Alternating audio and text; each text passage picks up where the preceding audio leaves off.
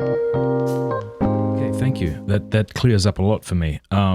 So someone might say maybe they're not in communion with the church, but at least they are doctrinally sound. But you've made the claim that they're not. So what are the SSPX's theological errors? Well, we've pointed out in practice that they reject dogmas of the faith in practice. And I'm not saying that they're going to come out and articulate their rejection. Well, let's talk about the profession of faith itself. The profession of faith that John Paul II enacted for the universal church, both East and West, in 1989. Okay, the Nicene-Constantinopolitan Creed, followed by propositions that we must accept as Catholics, and especially those who hold office in the church. The society rejects the profession of faith of the Roman Catholic Church explicitly. Archbishop Lefebvre did. The reason why is they reject the third proposition. There are three propositions. The first is whatever the church teaches as revealed truth must be believed with divine and Catholic faith. They don't have a problem with that. The second category is whatever the church teaches definitively, and it must be definitively held. Both category 1 and 2 are considered infallible judgments by the magisterium. The first we hold with divine and Catholic faith. The second we also hold with supernatural faith, although it's a little bit different category. Mm-hmm. But they reject the third category, Matt, which says that when the magisterium teaches in a non-definitive manner, we're still obligated to give a religious assent of intellect and will. And of course we are. That's revealed. Christ said, hear the church. Christ said, take it to the church. He who hears you hears me. So, who would disagree with the fact that we have to give religious deference to non-definitive teachings of the magisterium? This is different than saying we have to give an assent of faith.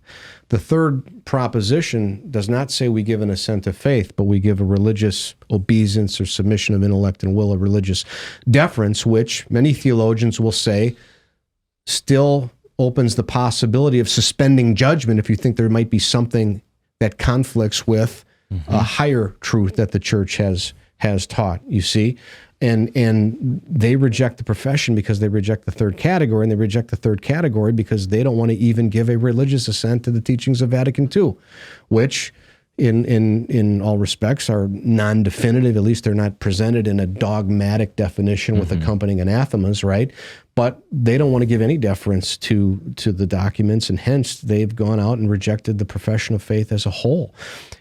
Cardinal Mueller has been very clear, and Archbishop Pozzo, who was one of the point persons for trying to get the society into the church, they made it clear that one of the conditions for the society to actually come into the church is going to be for them to accept the 1989 profession of faith, which is a profession that's binding on all Catholics. I mean, if you look at the professions of faith throughout the ages, the church has always treated these professions like dogmas. The four corners of the profession is what we assent to in faith. Not that the third category requires the assent of faith, but the proposition that we must assent with intellect and will is a matter of faith, because Christ has revealed we must hear the church. You see? So that's very problematic that the society rejects the profession of the Roman Catholic faith. That's one example. There are many others, and not to belabor it, but just the notion that they can usurp a right of the primacy and select bishops contrary to the will of the Pope. That's against divine law. The fact that they think they have a juridical mission, as Pius XII called it, when they don't. They haven't been given a mission by the Pope.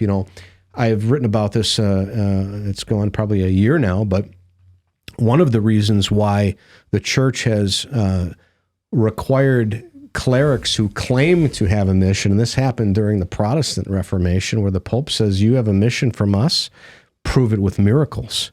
If you haven't been lawfully sent as a matter of divine law, then show us the divine testimony from miracles.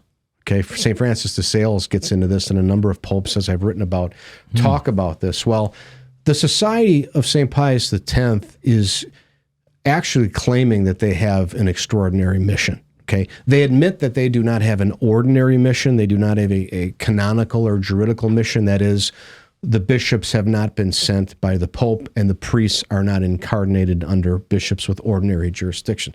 So practically what they're claiming is an extraordinary mission.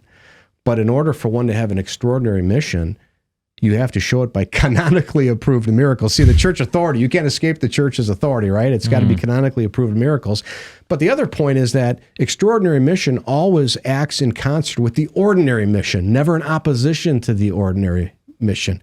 And that's why I was startled when one of the society priests, I won't mention his name, but said in the video in the Crisis series, he admitted publicly, he says, we operate contrary to the will of the princes of the church, the successors of the apostles. He said, well, I'll say his name. It's Father Jonathan Loop. It's public. I mean, you can read all about this. And so they're admitting they're operating. So even if they had an extraordinary mission, they wouldn't have it because they're operating contrary to the mission of the church. Thank you for watching. Please subscribe or you're a dingus.